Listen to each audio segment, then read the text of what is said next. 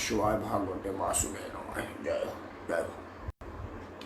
नमस्कार मित्रों, मैं राकेश परमार।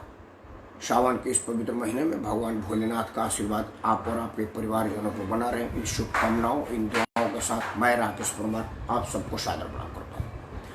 मित्रों, वैसे तो मैं आज एक बड़ा दुखद समाचार से शुरुआत हुआ। हमारे उत्तर प्रदेश के यशस्वी नेता और अटल अडवाणी के ज़माने के श्री लालजी टंडन जी का आज दुखद देहांत हो गया। मैं समझता हूं कि अब एक जोशी जी और अडवाणी जी रह गए, नहीं तो ये पुराने बीजेपी के एक युगों का अंत हो गया है। अब दो ही लोग रह गए हैं जो भारतीय जनता पार्टी की शुरुआत से थे। ये बड़ा अफसोस है। खैर, ईश्वर उनकी आत्मा को शांति दे, आवागमन से मुक्ति मिले, उनको अपने पनाह में रखे, यही शुभकामना देते हैं और यही दुआ मांगते हैं, यही भगवान से प्रार्थना करते हैं। मित्रों, एक बात और है कि आप कोरोना घटा नहीं है, कोरोना हटा नहीं है। समाचार में राफेल कब आएगा और मोदी क्यों पूजा करने जा रहे हैं, इस पर विवाद है और ये समाचार है क्योंकि इसमें टीआरपी है और समाचार का फायदा है।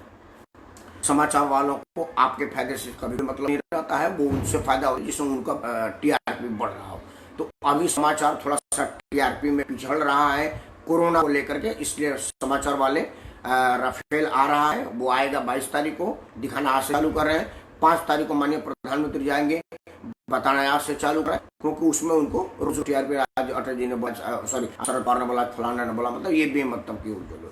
लेकिन मेरा फर्ज है कि आपको अवगत कर 5 तारीख को माननीय प्रधानमंत्री जाएंगे, जरूर आपको बताऊंगा। लेकिन फिलहाल आप जाने कि कोरोना गया नहीं है, कोरोना उसी स्पीड से है, उसी नुकसान करने की क्षमता से है। इसलिए कोरोना से बचिए और जो भी संभव हो कोरोना के जो उपाय जो सरकार ने बताया है, जो डॉक्टरों ने बताया है, जो दिशा निर्देश दिया गया, आप उसका पालन करें, क्योंकि कोरोना का भी वैक्सीन बना नहीं है, कोरोना का कोई दवा बना नहीं है।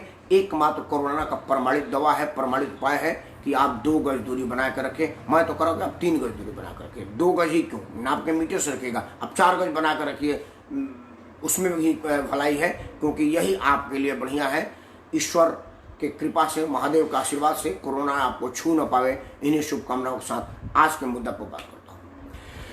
मित्रों, आप देख रहे हैं समाचार में, अगर राफेल और मोदी जी और राम मंदिर के बाद अगर समाचार मिलता है तो बाढ़ की विविधता दिखाई जा रही है, बारिश की विविधता दिखाई दे रही है। हमने देखा है कि बिहार राज्य के उप मुख्यमंत्री को कच्छ में भागना पड़ा, आपने ये सब देखा। राजधानी में, पटना के बिहार की राजधानी में पानी इतना ज़्यादा है कि वहाँ से निकलना मुश्किल है। एक डॉक्टर कोविड का इलाज करने हाथ रिक्शा पर चढ़ करके जा रहा है, ये स्थिति है। उत्तर प्रदेश के एक अस्पताल में झरने की सुविधा है, ये सब आपने देखा है। और ये मैं बचपन से लेकर के और 55 तक यही देखता आया हूँ कि जब बारिश आती है, बाढ़ आता है, तो यहाँ बचाओ, वो बचाओ, यहाँ बिस्कुट बटा, ये टेंट बना, वो ऊंचाई पर चले गए, फिर वहीं चले गए, मतलब ये चलता है। मैं नहीं समझ पा रहा हूँ कि यही चक्र बना है क्या, कि जब बारिश आएगी तो हम भीगेंगे, बाढ़ आएगी तो डूबेंगे, हमारा मकान कच्चा होगा वो बह जाएगा, जो झोपड़ी फूस होगी वो सराबोर हो जाएगी, फिर हम आएंगे। मतलब हम 2-3 महीने तक सड़कों पर बिताते हैं, फिर 2-3 महीने तक अपना कच्चा पक्का जो भी मकान बना लेते हैं, फिर 2-3 महीने तक रहते हैं, फिर 2-3 महीने के बाद फिर दोबारा चक्र आता है, गर्मी में परेशानी होती है, फिर बाढ़ में आता है, वो बह जाता है। बाढ़ में भारत के बहुत सारे भूभाग जलमग्न हो जाता है। कोई उपाय नहीं, कोई स्थिति नहीं है, कोई वैज्ञानिक इसको सोच नहीं पा रहा है, कुछ उसको उपाय नहीं निकल पा रहा है कि उसके लिए क्या किया जाए। तो मैं अनपढ़ बेकार बेवकूफ़ आदमी क्या बताऊंगा। मैं तो गांव का आदमी हूँ, ठेठ आदमी हूँ। हमने अपने गांव में जो पूर्वजों को देखा है, हमने अपने गांव में जो उपाय देखा है मैं वो आपके सामने रख रहा हूँ। आदरणीय प्रेमनाथ द्विवेदी जी हैं, एक बढ़िया और समझदार आदमी, अगर उनको लगेगा कि इस विषय में मुझे मार्गदर्शन दे तो आप मुझे आदेश करेंगे, मैं आपका मार्गदर्शन लूँगा। आप जैसे पढ़े लोग, समझदार लोग इस विषय में रोशनी डाल सकते हैं। मैं तो सिर्फ जो मैं गाँव में देखा हूँ उसको बताऊँ। मित्रों, चर्चा करते हैं, हम लोग गाँव के लोग हैं, पहले गाँव से। मैं बड़ा चिंतित रहता था, बहुत सोचता था कि भाई मेरे गांव के चारों तरफ गड्ढा गड्ढा क्यों है। मतलब मेरे गांव के बीच में चारों तरफ गड्ढा ही गड्ढा है। मतलब वो गड्ढा मेरे ख्याल से 100-150 फीट से ऊपर है। मतलब कोई आदमी उसमें गिर जाए तो मर जाएगा। जाने के लिए 4-5 जगह पुलिया बंधी हुई है और उसको बंधा बनाया गया है और तब उससे आदमी गाँव में जाता है। मतलब अगर वो बंधा पुलिया ना हो तो आदमी गाँव में जाएगा नहीं। मुझे खूब बढ़िया से याद है कि जब हम लोग बचपन में होते थे तो पानी में तैर करके चल करके जाते थे। वो तो बाद में सरकार विकास किया और वो बंधा बंधा पुलिया उलिया बनना चालू किया, नहीं तो बरसात उरसात में उसको चल करके ही जाना होता था। या छोटी छोटी नाव कई लोग खरीद लेते थे जिससे आते जाते रहते थे। लेकिन मैं समझ नहीं पा रहा था। लेकिन अब मैं समझ रहा हूँ तो कह रहा हूँ कि यार मेरे गाँव के लोग कितना विकसित सोचते हैं, हमारे पूर्वज। उसका एक उपाय था। पहला तो बाढ़ प्रखंड इलाका है, हमारे यहाँ बाढ़ वाढ़ बहुत ज़्यादा आता रहता है, तो उन लोगों ने अपने मकानों को ऊंचा किया है। उसी में से मिट्टी काट करके जो गड्ढा है, मतलब जो हमारे मस्जिद है, हमारे जो गांव है, उसके चारों तरफ से मिट्टी काट काट कर लोग अपना अपना मकान ऊंचा किए ताकि बाढ़ घरों में ना घुसे। उसका दूसरा उपाय है कि चोर से सुरक्षा है। चोर उस नदी उदी में डूब घुस के जाएगा तो भाग नहीं पाएगा, ये एक सुरक्षा है।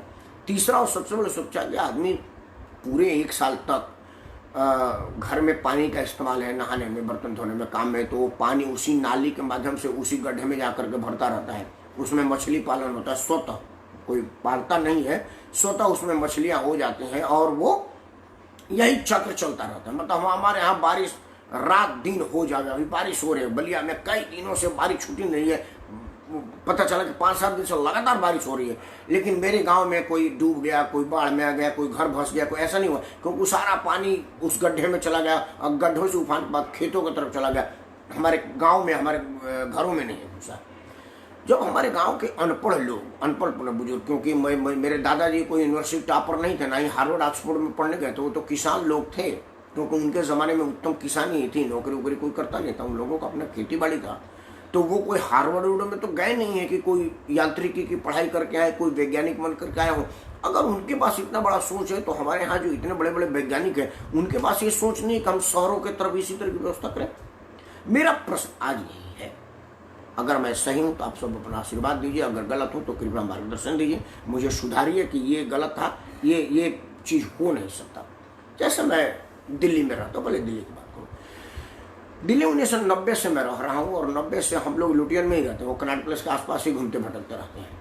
वो जो पुलिया के नीचे एक आदमी का दुखद देहांत हुआ, वो सबसे वीवीआईपी इलाका है। वो कोई गड्ढे नाले में सीवर में गिर के आदमी नहीं मरा, वो एकदम बीच सड़क में मरा जहाँ फराटे भरती गाड़ियाँ जाती हैं। और दिनों में मैं ये कह रहा हूँ कि जिस तरह से मेरे गांव के चारों तरफ गड्ढा है और उस गड्ढे में पानी इकट्ठा होता है, अगर हम इस तरह की बात करें कि हमारा जैसे दिल्ली शहर है, हम दिल्ली शहर से कुछ दूर जैसे गुड़गांव के तरफ, मनेसर के तरफ, इस तरफ के तरफ इन सीवर को बना करके वहाँ बड़ा बड़ा गड्ढा खोदे, या गड्ढा है वो जो अलवर की ये खदानें हैं ना, जो अरावली पर्वत है, उसमें बहुत सारा गड्ढा है, बहुत ज़्यादा लोग पत्थर उथर ले करके गए हैं। मैं जिस बदरपुर मोहल्ले में रहता हूँ उसमें एक गड्ढा इतना बड़ा है कि उस गड्ढे में तो मैं समझता हूँ कि आधे कॉलोनी हमारी चली जाएगी, तब भी वो भरेगा नहीं, इतना ज़्यादा बड़ा गड्ढा है। क्योंकि उसमें से लोग पत्थर उथल निकाल करके लेते गए खदान में, पहले वहाँ से पत्थर निकाली जाती थी। उस तरह से हमारे आजू बाजू है, जरूरत है उसको सीवर के माध्यम से, नालियों के माध्यम से संपर्क कर देना कि जैसे अभी बरसात हो रहा है ना, तो पानी उस गड्ढे में चला जाए। उसका एक और उपाय है कि अभी हम टीवी में देख रहे हैं कि पूरा हमारा लगता है पूरा देश जलमग्न है, हर जगह पानी पानी दिखाया जाता है समाचार में, हालांकि पूरा देश जलमग्न है। अभी ऐसे देश के बहुत से भूभाग ऐसे हैं जहाँ पानी ही नहीं है। और उसके 2-3 माह बाद दिखाया जाएगा कि दिल्ली पानी के लिए तड़प रही है, सोनिया बैराज सूख गया है, 4 दिन की पानी रही है, 2 दिन की पानी रही है। यही मुंबई के लिए कहा जाता है, और बेंगलोर के लिए कहा जाता है, यही और शहरों के लिए कहा जाता है। मतलब कितनी भी सोचने वाली बात है कि हम कभी तो पानी में डूब कर मर रहे हैं और कभी सूखे में मर रहे हैं। हम कभी धूप से सुनते हैं कि आज लू लगने से 4 आदमी मर गए, फिर थोड़े दिन बाद सुनते हैं कि ठंडी लगने से 4 आदमी मर गए। प्रकृति में हमारा हर तरह का दिया गया, ये मेरे लिए सौभाग्य है, लेकिन उसका उपाय भी तो है जो मेरे समझ में आ रहा है वो कह रहा हूँ। आप सबका आशीर्वाद चाहूंगा अगर मेरी बात सही हुई तो। क्या हम ऐसा नहीं कर सकते? जिस तरह से मेरे गांव में चारों तरफ गड्ढा बनाया गया है और पानी उसमें जाते हैं, हम उसका इस्तेमाल सिंचाई के लिए कर सकते हैं, हम उसका इस्तेमाल मछली पालने के लिए कर सकते हैं। हमारे शहरों पे जैसे दिल्ली की शहर की चौहदी है, चारों तरफ से बाहर गाँव देहाती है, बहुत सारा उपजाऊ जमीन भी नहीं है, जैसे गुड़गांव है, फरीदाबाद है, इधर तो कालिंदी कुंड का पूरी नाला ही नाला है। हम यहाँ पर अगर किसी तरह से कोई माध्यम बना करके इनमें पानी का पहुँचाव बना दें कि जो जैसे मेरे जयपुर में पानी हो रहा है वो किसी न किसी माध्यम से उन गड्ढों में चला जाए, वो पानी वहाँ पर स्टोर हो और गर्मी में जब सूखा हो तो उस पानी का इस्तेमाल हम अपना पीने के लिए करें। जैसे सोनिया बैराज से हमको हरिद्वार से पानी लेके आना पड़ता है, चूँकि हरिद्वार में नदी है। कुछ दिन तक तो हम इस पानी को स्टोर करके रख ही सकते हैं।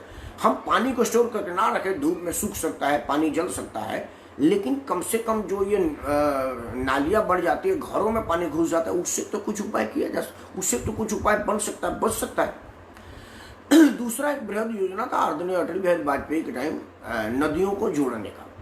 अगर नदियों को जोड़ने का योजना कार्यरूप दे दिया जाएगा, सफल हो जाएगा, तो कैसे जैसे अभी असम में पानी पानी है और राजस्थान में पानी ही नहीं है, कर्नाटक में पानी ही नहीं है, उस तरफ मुंबई में इस टाइम पानी खूब झमाझम हो रहा है और पानी सारा समुद्र में जाकर डूब जाता है, और 4 दिन बाद वहाँ उसी मुंबई में जहाँ पर जलमग्न हो जाता है जुलाई अगस्त में, उसके बाद कहा जाता है कि अब पानी नहीं है। वहाँ लोकल राजनीति शूटिंग वालों को कहते हैं कि बारिश की सीम कम करो क्योंकि तुम लोग पानी बर्बाद करते हो, पीने का पानी नहीं है। आदरणीय प्रेम नंदन जी नागपुर में रहते हैं, नागपुर में भी बारिश और पुणे में भी बारिश का समाचार है, सड़कों पर नाव चल रहा है, और थोड़े दिन के बाद आएगा कि नागपुर में पानी ही नहीं है।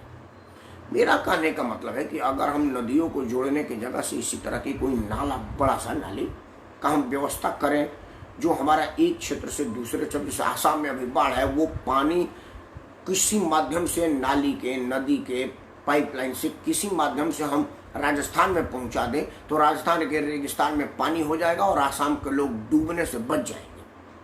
क्योंकि हम करते क्या है कि अभी हमारी सरकार वहाँ पर चूरन दे देती है। चूरन मतलब बिस्कुट दे देगी, 4 किलो आटा दे देगी, 4 किलो चावल दे देगी। मतलब आपको एक एक मछली का टुकड़ा दिया जा रहा है, जाल नहीं दिया जा रहा है कि जब बाढ़ है ना तो आप जाल से मछली मार ले। सरकार कभी किसी को जाल नहीं देती, मछली पकड़ने का हथियार नहीं देती, वो मछली का एक पीस दे दी, आप खुश है कि मेरी सरकार ने एक एक मछली मुझे दिया, हम खा के आनंद करें। वही सरकार आपको मछली मारने की कला नहीं दे सकती, मछली मारने के लिए जाल नहीं दे सकता। जिस बाढ़ में जितने रुपए की फंड बटता है, आप अगर भारत सरकार के आरटीआई में मांग लें कि राज्य सरकारों ने कितने रुपया बाढ़ में खर्चा किया है, मैं दावे के साथ कह सकता हूँ उससे कम रुपयों में नदियों को जोड़ने का योजना बन जाएगा। जो आज आसाम में, बिहार में, बंगाल में जो पानी पानी हो रहा है, वो और देश के भागों में जहाँ पर पानी इस टाइम नहीं है, वहाँ पर पहुँचाया जा सकता है, वहाँ की खेती के काम आ सकता है, और आसाम उसाम जैसे जगहों पर पानी से निजात पाया जा सकता है जो लोग डूब जाते हैं। दूसरा एक और उपाय किया जा सकता है। अब हमको पता है कि आसाम में कौन कौन सा इलाका पानी से डूब रहा है। जैसे मैं बलिया का रहने वाला, तो मुझे मालूम है कि बाढ़ है ना यहाँ तक आती है, 77 के बाद बहुत बड़ी, तो यहाँ तक पानी आती है, 78 की बाढ़, इतना मतलब हमारे पूरे लोग कहते हैं कि 77 में ना यहाँ तक पानी आ गया था। अब हम उसके ऊंचे में घर बनाए, मेरा घर ना उससे ऊंचा है गाँव का, और लोग कहते हैं इतना पानी आती है तो 1 ईंट और ऊंचा बना लो। क्यों ना हम आसाम के उन लोगों को उस जो खतरे वाली जगह से जहां आज हम उनको रखे हुए हैं, वहीं पर उनको परमानेंट रहने की व्यवस्था कर दिया जाए, ताकि वो बेचारे गरीब लोग 3-4 महीना कमाते हैं, फिर 3-4 महीने में आशियाना बनाते हैं, और 3-4 महीना रहते हैं, तब तक फिर 3-4 महीना बाढ़ में बह जाता है। मतलब आप सोचिए, वो साइकिल घूमता रहता है। आ गई किसी भी आदमी का झोपड़ी बनाना, आशियाना बनाना बड़ा आसान काम नहीं है। वो जिन लोगों को बनाने का मौका मिलता है, उन्हें पता चलता है कि इसमें कितना रुपया लगता है। पूरी जमा पूंजी, आपकी पूरी कमाई आपके घर बनाने में लग जाती है, और 15 दिन में बाढ़ आकर उसको घर को बहा ले जाता है। तो आप सोचिए वो आदमी की स्थिति क्या होगी जो 15 दिन में अपनी पूरी 15 साल की कमाई को बहते हुए देख रहा है। उसकी मानसिकता, उसके दिमाग पर सोचिए कि उसका क्या असर हो रहा होगा।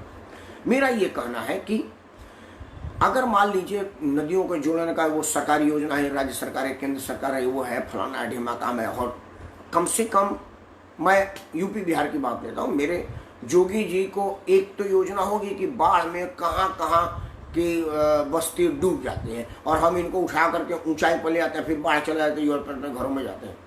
हम क्यों ना उनको उसी स्थान पर एक फिक्स स्थान पर जहाँ पर ऊंचाई हो, जहाँ पर बाढ़ न आता हो, 2-4-10-20 साल के सर्वे से पता चल जाता है कि भाई यहाँ पर इस लेवल तक पानी नहीं आएगी, तो उन लोगों को वहाँ पर ही बसा दिया जाए, ताकि हर बाढ़ में उनका झोपड़ा बह जाता है, उनका आशियाना बह जाता है, उनका मकान ढह जाता है और फिर वो उसको बनाते रहते हैं। मतलब उनकी पूरी जीवन मकान बनाना, फिर बाढ़ में बहते हुए देखना, फिर मकान बनाना, इसी में गुजर जाता है। हम इस तरह की प्लान क्यों नहीं करते हैं? हमें अपने सरकारों पर दबाव देना चाहिए, क्योंकि हम लोग मंदिर, मस्जिद, अस्पताल अगले पिछले पूर्वी पश्चिमी का नाम पर वोट देते हैं और इसी बात पर करते हैं। हमने कभी नहीं सुना कि कोई भी सामाजिक संगठन या कोई भी राजनीतिक दल ये करा कि देखिए अब की बार हमारा चुनावी मुद्दा है कि हमने ये चिन्हित कर लिया है कि पानी यहाँ तक आती है, अगले बार हम आपको इन स्थानों से अलग सुरक्षित स्थानों पर घर देने का प्रयास करेंगे, मकान बनाने का प्रयास करेंगे, क्योंकि हर बार आप बाढ़ में डूबते हैं, आपका आशियाना बिगड़ जाता है, आपकी गृहस्थी बर्बाद होती है और फिर आपको यहीं आना पड़ता है। अब की बार हमने आज तक किसी नेता को इस विषय में भाषण देते ही नहीं सुना। हमने आज तक कभी इस मुद्दा को उठाते ना तो किसी सामाजिक संगठन को सुना और ना ही किसी राजनेता को सुना, ना ही किसी अफसर को सुना। हमने ये भी नहीं सुना कि कोई अफसर अपने राजनेता को कह रहा है कि देखिए हर बार आपको बाढ़ में, पानी में पैसा बांटना। अरे बड़े भैया अजीत द्विवेदी जी को मैं सादर प्रणाम बोल रहा हूँ। आदरणीय प्रेमनाथ द्विवेदी जी, आप अभी जो एक बड़ी पर्सनालिटी अपनी स्क्रीन पर देख रहे हैं वो है हमारे बड़े भाई आदरणीय जी दुबे जी। द्विवेदी जी, आपको बताऊं, दुबे जी दिल्ली के एक वेल नोन पर्सनालिटी हैं, एयरपोर्ट अथॉरिटी के डायरेक्टर से रिटायर हुए हैं और ये पहला आदमी है जिनका काम अंग्रेजी में होता था, अधिकारी में। और जब आप मिलते थे तो उनको हमें तो बाद में पता चला कि इनको अंग्रेजी भी आती है, क्योंकि इतने बढ़िया भोजपुरी में बोलते, मतलब इनमें किसी तरह की मरोड़ ऐंठ घमंड छुआ ही नहीं आदरणीय जी दुबे जी को। तो द्विवेदी जी, आप नागपुर से हैं और आप दिल्ली से हैं, आप सहजनवा के रहने वाले हैं और ये बलिया के रहने वाले हैं। दोनों पूज्य ब्राह्मणों को मैं सादर प्रणाम बोलता हूँ। बड़े भाई अजीत दुबे जी तो मेरे खैर गार्जियन हैं, मेरे लिए आदर्श हैं, मेरे बड़े भाई हैं। मेरे ऊपर आपका आशीर्वाद बना रहता है, तो मुझे हौसला रहेगा कि अगर मैं कुछ गलत बोलूँगा तो ये ज़रूर मुझे सुधारेंगे। बड़े भी आप बने रहें।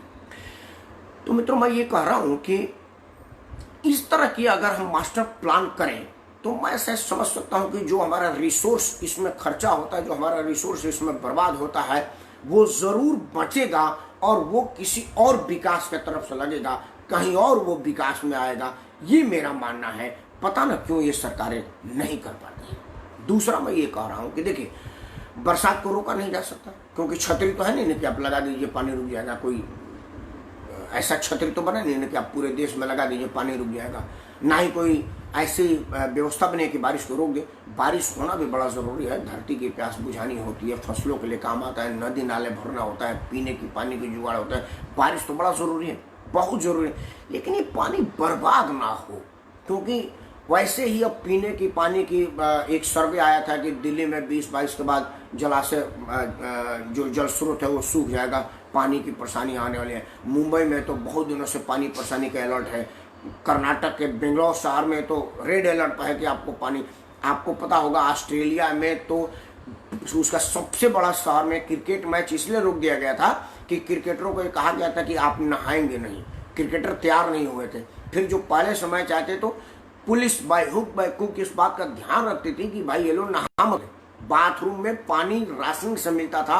साउथ अफ्रीका के एक शहर में राशन पर पानी मिलता था, जिस तरह से यहाँ पर राशन पर तेल और चीज़ मिलता है, पानी मिलता था कि आपको इतनी पानी इतने परिवार पर दिया जाएगा। हम इतनी विभत्स स्थिति को देखने के बाद भी जल संचय पर विचार नहीं करते हैं, और जब प्रकृति हमको जल देती है तो हम उसको बर्बाद कर देते हैं। ये पता न क्यों ये कभी राजनीतिक मुद्दा क्यों नहीं बनता, इस पर कभी राजनीतिक विचार क्यों नहीं करती। हमारे पास जल संसाधन मंत्री भी है, तो वो तो बेचारे विधायक खरीदने बनाने के इल्ज़ाम में फंसे हैं। मैं नहीं कह रहा हूँ कि वो इल्ज़ाम सही है या गलत है, बट उन पर एक इल्ज़ाम है, वो बेचारे इसी की सफाई देते चल रहे हैं। अभी बाढ़ का विविधता पूरे देश में है, पूर्वांचल और तो खैर बाढ़ के लिए बहुत परेशानी है। कहाँ तक वो अपने बाढ़ की बचाव के लिए अधिकारियों से मीटिंग करते हैं, उसके जगह पर वो मेरा टिप नहीं है, मेरा आवाज़ नहीं है, वो मैं नहीं हूँ, इसी में परेशान है। तो हमारा सिंचाई मंत्री इसी में परेशान है, जल संसाधन मंत्री जो देश का है। तो आप समझ लीजिए कि क्या होगा। हमको आज इस पर आपसे राय लेनी थी, इस पर आपसे विचार करना था कि क्या जो जिस तरह से गांव का सुरक्षा चक्र होता है कि हम पानी को अपने गांव के गड्ढे में गिरा देते हैं और वो गड्ढा से पानी हम सिंचाई में इस्तेमाल करते हैं। हमारे यहाँ पोखर है, नाली है, वो सब पानी हमारे यहाँ मतलब एक नाला, हम भागड़ बोलते हैं भोजपुरी में उसमें, एक नाली है हमारे गांव की तरफ, वो माझी से मतलब जमुना से लेकर के इधर मोहली गंगा तक में वो अटैच हुआ है। मतलब जब गंगा में पानी उफान में आता है तो उस नाली में पानी आ जाते हैं और हम सिंचाई के लिए उसका इस्तेमाल करते हैं। हालांकि अब तो सबके पास पंपिंग सेट हो गया है, चूंकि देश विकसित कर गया है। लेकिन मैं जब बचपन में याद बात बहुत ज़्यादा पंपिंग सेट नहीं था, क्योंकि मेरे घर जब बोरिंग गड़ाया गया था ना तो आजू बाजू के गाँव के लोग आए थे कि ये क्या हो रहा है। और तब बोरिंग कराना मतलब इतना बड़ा बात होता था कि वो एक प्रतिष्ठा का प्रतीक था कि फलाने के यहाँ बोरिंग है। आदरणीय द्विवेदी जी जानते होंगे, हम जरा भोजपुरी में कहावत कर दे हंसने के लिए, क्योंकि हमेशा तनाव में नहीं रहना चाहिए। हमारे यहाँ लड़के की शादी के तिलक तय होता था तो उसका तय होता था कि मैट्रिक माटी 5,000, इंटर लिंटर 10,000 और BA बोरिंग 20,000 और लड़का ऐसा तैसा तो तिलक मंगवा कैसा। मतलब ये कहावत कहता था कि घर में भाई लड़का BA है और घर में बोरिंग भी है, 20,000 रुपये खड़ा हो गया, वो चाहे लड़का घर का और कार के हो कि ना हो।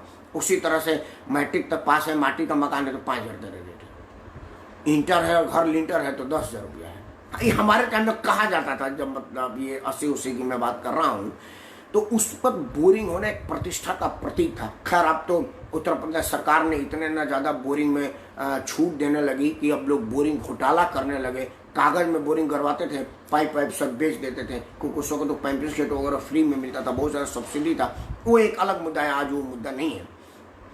तो वो नाली से ना सिंचाई का काम होता था। आज उसी तरह की कोई संस्कृति, उसी तरह का कोई मैकेनिज्म क्या शहरों में नहीं लगाया जा सकता। जैसे दिल्ली में सड़कों पानी आ जाता है तो इन पानी को निकालने की कोई व्यवस्था हो सकती थी कि नहीं हो सकती थी। और अगर इस तरह की कोई व्यवस्था है और सीवर चौक है, सीवर की सफाई नहीं कही गई है, तो अब तक हमने तो नहीं सुना कि दिल्ली सरकार कहीं ने कोई आदेश निकाला हो कि हमने PWD के फलाने अफसर, फलाने इंजीनियर, फलाने जिम्मेदार अधिकारियों को सस्पेंड कर दिया है क्योंकि वो पानी की बूस्टिंग पंप चला नहीं पाया था। ऐसा तो हमने नहीं सुना।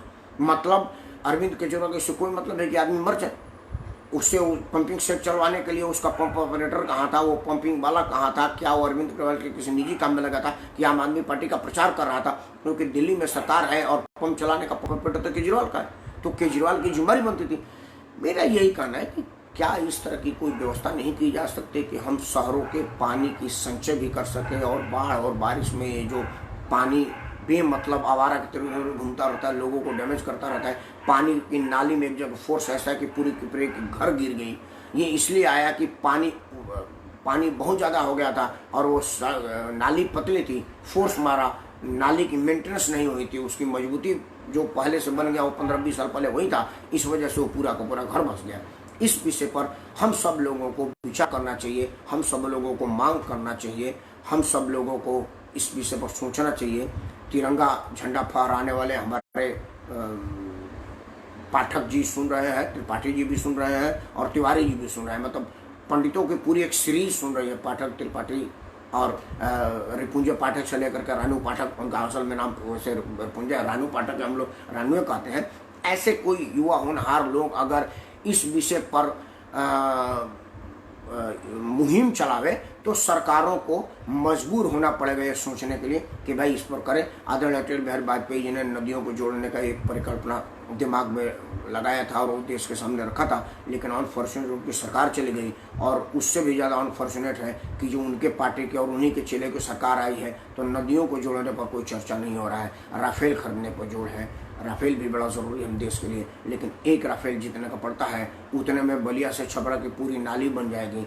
और अगर छपरा में बाढ़ होगा तो बलिया में पानी आ जाएगा, बलिया में बाढ़ आएगा तो छपरा में चला जाएगा, मतलब हम दोनों लोग डूबने से बच जाएंगे और राफेल के दाम से कमे लगेगा। इस विषय पर भी हम लोगों को विचार करने की ज़रूरत है, इस विषय पर हम लोगों को मांग करने की ज़रूरत है। लेकिन ये तब होगा जब हम लोग उचित मांग उचित जगह पर रखेंगे। असल में होता क्या है, हम उचित मांग को अनुचित जगह पर रखते हैं। जैसे भोजपुरी में कहते हैं ना क्या खुरपी की गीत, तो हम लोग हंसुआ के ब्याह में खुरपी के गीत गाते हैं, इसलिए हो नहीं पाता है। आदरणीय कारनाथ सिंह जी को मैं सादर प्रणाम बोलता हूँ बड़े भाई साहब को। आज का मुद्दा ये है कि हम ये देखते हैं कि बाढ़ में यहाँ तक बाढ़ आती है और वहाँ के लोगों का आशियाना बह जाता है, ध्वस्त हो जाता है। सरकारें उनको उठा करके उचित स्थान पर लेकर के जाती है, फिर पानी हटता है, फिर वो अपने कमाते हैं, फिर वो आशियाना बनाते हैं, फिर अगले बार मतलब 12 महीने में 3-4 महीना आपको वो जुगाड़ लगाने में लगता है, 1-2 महीना उसको बनाने में लगता है, फिर आप 1-2-3 महीना ही उसमें रह पाते हैं, तब तक फिर होती है और फिर बाढ़ आता है और बहा के लेकर के चला जाता है। यही चक्र चलता रहता है। मेरा पहला मांग तो ये है, पहला जो बिल्कुल संभव है, एक इसमें कहीं कुछ मैकेनिज्म लगाने की जरूरत है। पहला मांग ये है कि चल गया कि पानी यहाँ तक आती है, इस लेवल तक पानी आती है, उन लोगों का वहाँ से आशियाना उठा करके उचित और ऊंचाई वाला स्थान पर पहुँचा दिया जाए। कहा जाए बाई हुक बाई क्रूक कि देखो यहाँ मत रहो, अगर रहोगे तो बचाने नहीं आएंगे, क्योंकि सरकार के सारे रिसोर्स तुमको बचाने में लग जाता है और तुम नाले के पास जाकर के अपना घर बना रहे हो। उनको भी समझाया जाएगा, उनको भी बताया जाएगा कि देखो सरकार तो फोटो खिंचवाने भर के आती है, फोटोग्राफी होगी, इसके बाद तुम मरो। जिस तरह से कोरोना में आप लोगों ने देखा होगा कि शुरू में कोरोना आए तो रोज यूट्यूब पर, रोज फेसबुक पर, सोशल मीडिया पर फलाना नेताजी एक केला दे रहे हैं, 5 आदमी केले की तरफ देख रहा है और नेताजी कैमरे की तरफ देख रहे हैं। आपने देखा होगा, मुझे बड़ी एक गुस्सा भी आया, एक केला ऐसे दे रहा है और वो आदमी ऐसे केले पर हाथ लगाए हुए है और वो नेताजी की नजर कैमरे पर आएगी, कैमरे वो केला देता वो आया कि नहीं आया। आपने देखा होगा आधा किलो एक पाव अनाज बांटते हुए फोटो खिंचवा रहे हैं, अब वो फोटो नहीं आए क्योंकि अब उस फोटो की रेलेवेंट खत्म हो गई। उसी तरह से बाढ़ में एक दिन नेताजी आएंगे, फोटो खिंचवा कर चले जाएंगे, बाकी का बाढ़ की झंझट तुम्ही को झेलना है, उनको समझाया जाए। यही जनप्रतिनिधि, यही जो नए नेतागिरी करने वाले जिन लोगों को बीमारी लगी ना नया नेता का, उन लोगों को ये समझाने के बाद देख पिछले बार विधायक जी कितने बार आए थे, नहीं ना, राशन बांटने वाले कितने बार आए, 2 बार, बाकी तू खुद परेशान रहा ना जी, कर्जा लेकर के किया, सूद पर पैसा लेकर किया। उससे बढ़िया है कि तू ऊंचाई गई रह, वहीं घर खरीद ले, वहीं जमीन ले ले। अगर कई बार गांव में होता ना, जैसे मेरे गांव में घर खरीदने का नहीं है, कहाँ जाएंगे, ऐसे में सरकारों को चाहिए कि जो ग्राम सभा की जमीन है, कुछ जमीनों को ऑक्यूपाई करे, कुछ जमीनों को सरकारी अपनी अधिकार में पट्टा ले, भाई इस ऊंचाई पर राकेश परमार की जमीन अधिकार है, हम इसमें मस्जिद बनाएंगे, तेरे को पैसा देंगे। इस तरह की कुछ किया जाए कि उनका भी नुकसान ना हो, उनका भी। वैसे भी ग्राम सभा की बहुत सारी जमीनें होती हैं जहाँ पर बसाया जा सकता है, तो कम से कम वो रोज के डूबने से बच सकता है। बाकी नदियों को जोड़ने वाला एक ऊंचा योजना है, उसमें पैसे की बहुत ज़रूरत होगी। मैं नहीं समझ रहा कि हमारे देश में पैसे की कमी है। जिस देश में वेटरनरी अस्पताल में के चपरासी वार्ड में सोने वाले का बेटा हवाई जहाज में बर्थडे मनाता हो, उस देश में पैसे की कमी हो, ये तो मैं मान ही नहीं सकता। ये मैं मान ही नहीं सकता कि नगर निगम के स्कूल में मास्टरनी की नौकरी करने वाली के पास हजारों करोड़ रुपया एक नंबर में है। तो भाई स्थिति कहाँ है। मुलायम सिंह जी एक प्राइमरी स्कूल के मास्टर थे, अब उनका एक बेटा है जो असल में बेटा ही नहीं है, उसके बाद दुनिया के सबसे महंगी गाड़ियों की कलेक्शन है। तो कहाँ हमारे पास पैसा की कमी है। मुलायम सिंह अकेले ही पूरा उत्तर प्रदेश को संभाल लेंगे। माया मुलायम 2 मिल जाए तो सारा उत्तर प्रदेश को तो चांदी के उससे दीवार लगवा देंगे, इतना ही लोगों के पास है। अकेले हमारा लालू प्रसाद और रामविलास जी चाहे तो बिहार के लोगों की दीवार को चांदी से मरवा दें। ये 2 लोग अपनी कुर्बानी दे देंगे, पैसा हो जाएगा। पैसे की हमारे देश में कमी नहीं है, कमी है प्लान का और प्लानिंग का, इम्प्लीमेंट का। देखिए बाढ़ की बहुत ज़्यादा मुझे विज्ञान आता नहीं है, मैं तो एक सामाजिक आदमी हूँ। मैंने एक सामाजिक स्तर पर कहा कि क्या ऐसा संभव है, आप जैसे विद्वान लोग इसको बताएंगे, समझाएंगे, तब जाकर मैं समझूंगा। और अगर ये सही है तो आप लोग भी अपने अपने स्तर पर मांग करें, और कुछ नहीं तो मेरे वीडियो शेयर और लाइक करें और अपना आशीर्वाद दें। इन्हीं शब्दों के साथ बाढ़ उड़ जैसी बीमारियों से हमारे लोगों की जान बचे, ये भगवान से दुआ करते हैं, और कोरोना जाए ऐसी प्रार्थना करते हैं। वैश्विक बीमारी कोरोना जाएगा, बाढ़ की भीड़ से कम होगी, महादेव का कृपा आपको बना रहेगा। इन्हीं शब्दों के साथ मैं राकेश परमार आप सबको शायद होना पड़ता हूँ। जय श्री राम। 5 तारीख तक जय श्री राम, क्योंकि अब देश में श्री राम होने वाला है। जब शरद पवार को श्री राम से मिर्ची लगने लगी है तो मैं सोच रहा हूँ कि उनके कुनवे जैसे लोगों को रोज वीडियो बंद करने से पहले 5 बार जय श्री राम जरूर करेंगे। आप लोग भी प्रेम से बोलिए जय श्री राम, जय श्री राम, जय श्री राम, जय श्री राम, जय श्री राम, जय श्री राम।